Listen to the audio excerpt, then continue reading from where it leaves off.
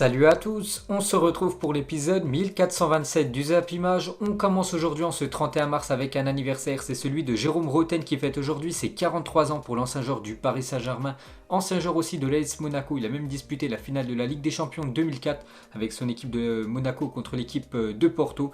Donc bon anniversaire à lui, maintenant il travaille sur la chaîne RMC Sport.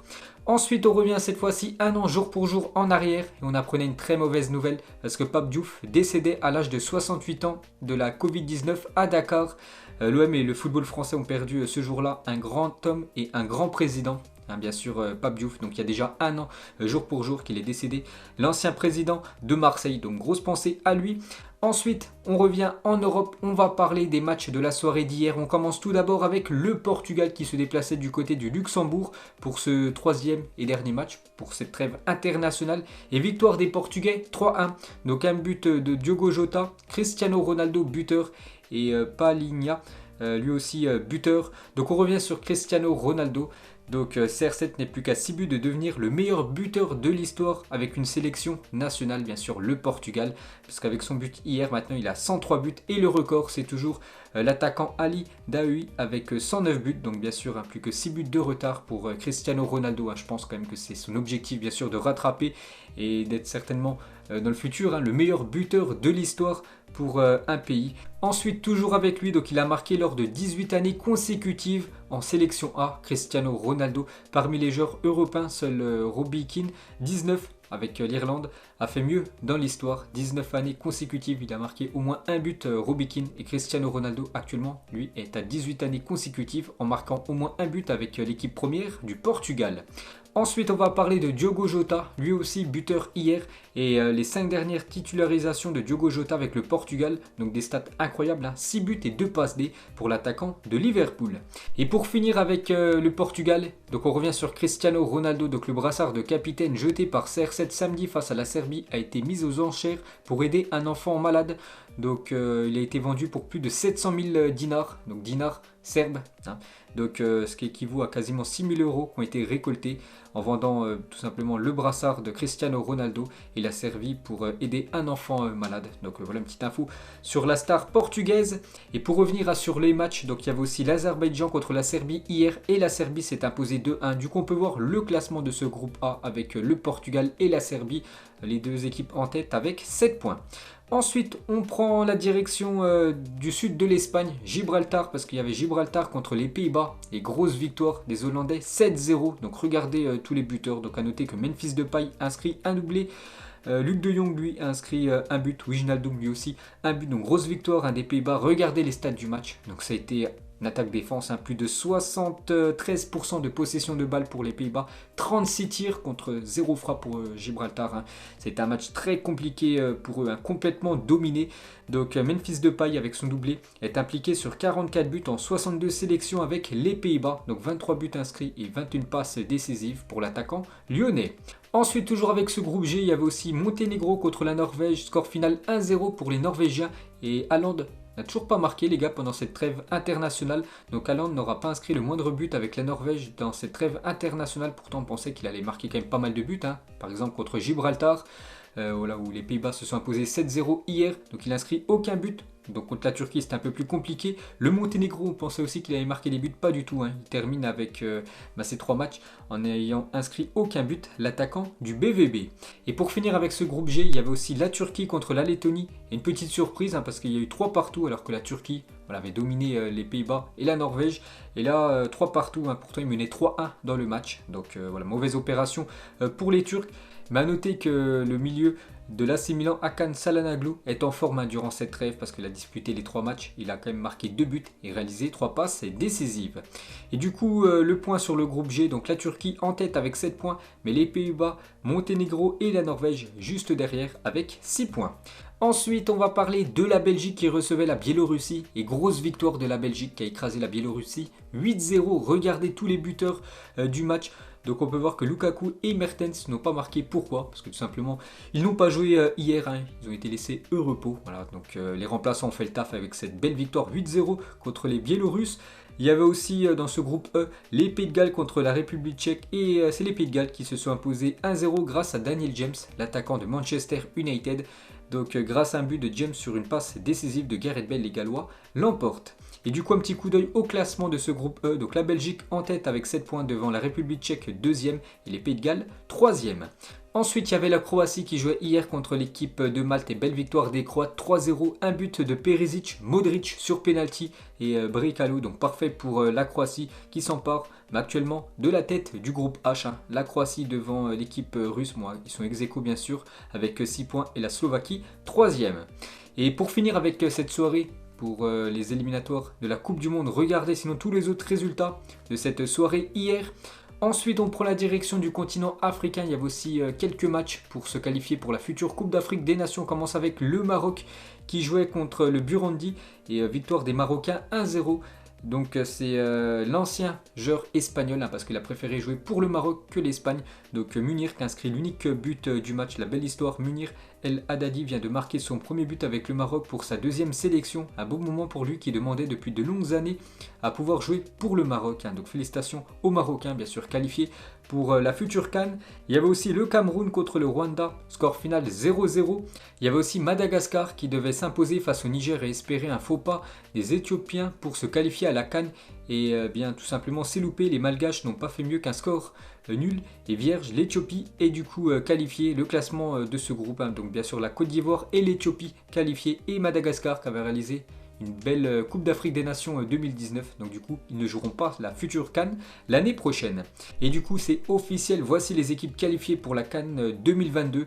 Donc toutes les grosses nations africaines sont bien présentes pour disputer cette future Coupe d'Afrique des Nations. Donc bien sûr, il y a le Cameroun, le Sénégal, l'Algérie, le Mali, la Tunisie, l'Égypte, le Ghana, le Gabon, le Maroc, même la Côte d'Ivoire. Toutes ces équipes verront le Cameroun l'année prochaine parce que cette CAN se dispute là-bas. Ensuite, direction la Mongolie qui recevait le Japon hier. Et humiliation parce que le Japon a humilié la Mongolie en qualif du mondial 14-0. C'est énorme, 14-0 les gars. Donc 8 joueurs différents ont inscrit au moins un but. Les Japonais ont marqué 4 buts lors des 6 dernières minutes de jeu à la 87e, 91e, 92e, 93e. Il y a un énorme score, 14-0 pour le Japon. Ensuite, jetez un coup d'œil au programme de la journée car c'est les derniers matchs. Voilà, pour cette trêve internationale avant de reprendre les championnats dès ce week-end. Donc en Europe, il y a pas mal d'affiches. Par exemple, l'Espagne contre le Kosovo, l'Italie du côté de la Lituanie ou même Ukraine-Kazakhstan. L'Angleterre aussi contre la Pologne, une belle affiche. Et bien sûr, l'équipe de France se déplace ce soir du côté de la Bosnie. On va en parler juste après. Mais il y a aussi 4 matchs de l'Euro U21 avec un match très important pour l'équipe de France Espoir qui va jouer contre l'Islande. Donc victoire obligatoire. Ensuite, on revient avec cette équipe de France, mais l'équipe de France A. Donc la une du journal L'équipe aujourd'hui, des Bleus d'attaque. Gagner à Sarajevo mettrait l'équipe de France en bonne position à l'issue du premier acte de cette campagne de qualification. Deschamps devrait aligner un 11 à vocation offensive ce soir contre cette équipe de la Bosnie. Donc regardez, d'après le journal L'équipe, la compo probable pour les Bleus ce soir. Donc Hugo Lloris, bien sûr, au cage avec Pavard côté droit, Varane, Kimpembe. Lucas Hernandez devrait commencer côté gauche avec Pogba et Adrien Rabiot. Bien sûr, N'Golo Kanté est forfait. Coman côté gauche, Ousmane Dembélé certainement côté droit et Griezmann et Kylian Mbappé en attaque. Donc il devrait jouer quasiment en 4-4-2 ce soir. Deschamps. Ensuite, toujours avec le sélectionneur de l'équipe de France, donc il parle de la situation actuellement de Mbappé. Mbappé ne peut pas être satisfait de ce qu'il a fait. Il n'était pas très en jambes lors du premier match. Il était plus en jambes contre le Kazakhstan. Il a eu des occasions, mais il n'a pas eu l'efficacité. Il a envie de marquer et de faire marquer Kylian Mbappé. Ça qu'il a été décevant lors des 2 derniers matchs des Bleus. Et côté Bosnie, une équipe sur le déclin. Donc leur meilleur joueur, bien sûr, c'est le milieu du FC Barcelone, Pjanic. Et 10 matchs sans victoire quand même pour la Bosnie. Leur dernière victoire remonte à novembre 2019. Et leur grande compétition qu'ils ont disputée ces dernières années, bien sûr, c'était la Coupe du Monde 2014. Ensuite, aujourd'hui, on a une semaine jour pour jour du quart de finale aller de Ligue des Champions entre l'équipe du Bayern et l'équipe du Paris Saint-Germain. Donc pas mal d'infos les gars sur cette énorme affiche la semaine prochaine. Donc on va parler tout d'abord de l'attaquant polonais et c'est bien officiel, on en parlait ces derniers jours et maintenant ça l'est. Donc Robert Lewandowski forfait face au Paris Saint-Germain et c'est bien officiel. Donc il est forfait 4 semaines, ce qui veut dire qu'il va louper les 2 matchs face au Paris Saint-Germain. Et ça c'est un énorme coup dur pour l'équipe du Bayern parce qu'on sait qu'il est très important. Il marque beaucoup de buts du côté du club bavarois. Donc du coup il est bien forfait pour les 2 futurs matchs de Ligue des Champions. Robert Lewandowski et peut-être même le match aller, bien sûr si le Bayern se qualifie pour les demi-finales de LDC. Donc gros coup dur pour les Bavarois. Donc du coup le futur bourreau du Paris Saint-Germain, en parlant de l'attaquant camerounais Choupo-Moting, ancien joueur du Paris Saint-Germain, ça pourrait être lui, pourrait être aligné face au PSG la semaine prochaine. Donc Choupo-Moting pour remplacer Lewandowski face au PSG. Donc 6 matchs sans lui au coup d'envoi. Donc le numéro 9 titulaire à chaque fois. Enfin souvent ça a été Choupo-Moting 4 fois, une fois Gnabry et une fois Zirkzee. Donc pour vous dire qu'il y a de grandes chances de voir Choupo-Moting titulaire face à l'équipe du PSG. Et si ça venait à ne pas être l'attaquant camerounais, donc Hansi Flick pourrait mettre Serge Gnabry en numéro 9. Gnabry, n'oubliez pas, joue ce poste avec la Mannschaft. Donc ça pourrait être Gnabry en 9, Müller en 10, Coman côté gauche et Leroy Sané côté droit. Ensuite, côté Paris Saint-Germain, il y a un joueur aussi, on espère tous qu'il sera là la semaine prochaine, mais actuellement on ne sait pas, c'est Marco Verratti, passera des analyses pour en savoir plus sur la gravité de sa blessure, plus d'informations ce mercredi ou demain, donc dès que j'en sais plus, je vous dirai tout ça. Ensuite, toujours avec la Ligue des Champions, on va parler d'un match, donc c'est Porto contre l'équipe de Chelsea, et c'est bien officiel, les matchs aller et retour du quart de finale de Ligue des Champions entre Porto et Chelsea se joueront, ces deux matchs du côté de Séville.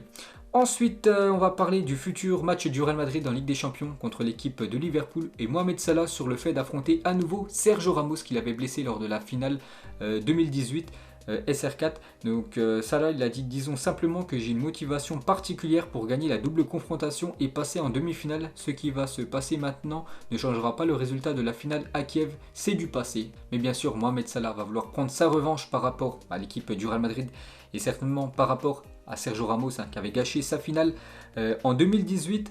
Et toujours avec Mohamed Salah, il donne un conseil à Vinicius Junior. Donc j'étais comme Vinicius à l'époque, je ne savais pas marquer, surtout à mes débuts à Bâle, puis à la Fiorentina. C'est en arrivant à l'AS Roma que j'ai franchi un cap. Spalletti me prenait toujours à part pour me faire travailler. Donc Vinicius, il faut juste lui laisser du temps parce qu'on sait que Vinicius Junior, un sacré dribbleur, il arrive à avoir des énormes occasions, mais le problème c'est la finition. Par exemple, lors du dernier match, il est arrivé 3 mètres devant le but, il a tiré à côté. Donc Salah avait le même souci avant, puis maintenant, il est plus tueur devant le but.